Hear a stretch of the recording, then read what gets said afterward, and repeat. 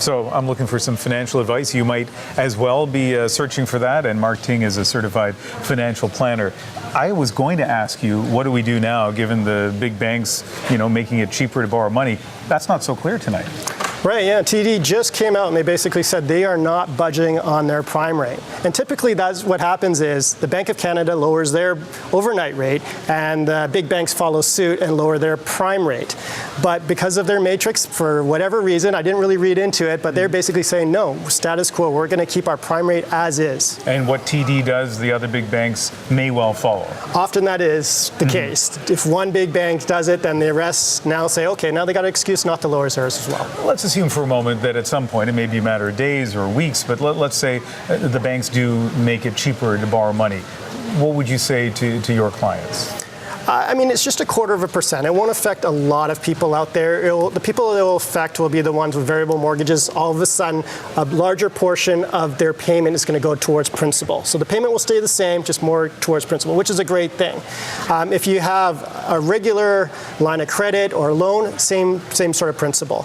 So, at the end of the day, those are the people that will be affected. It might drum up a little bit of business on the real estate side, but I think that's questionable because a lot of Canadians are tapped out anyways. Now, there's another dividend that a lot of people are enjoying who do a lot of driving, and that certainly is the case for lots of Canadians, and that is the money they're saving on gas. You must be seeing clients who actually find themselves with more money in their bank account or their pocket. What do you recommend they do with that extra money, provided it continues to be extra money? Right. I mean, if they are adding to their discretionary spending on the month, I mean, you look at the budget.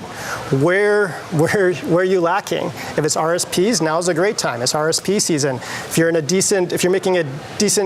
an income level that's over about $45,000, $50,000, generally RSPs are a good idea. If you got debt, I'm a big believer in banging down that debt. So take those extra payments, try to get rid of that credit card debt, that unsecured debt, another great thing to do. And if it's in the budget to spend, I have no problem with people spending it. They must like to hear that advice. One last thing.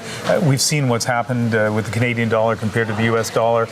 A lot of people in this country go south of the border, particularly with March break coming up. And so, we've seen this downward trend. Is it time now to buy up some American dollars, even at this low rate, because it's going to go down lower? Is there any way of predicting that? I would say no. There's no way in predicting it. We all have our hunches and we all have our guesses. But like you said, the trend is going down. And until that reverses, we have a saying is that the trend is your friend. It's probably going to keep going down for a little bit while.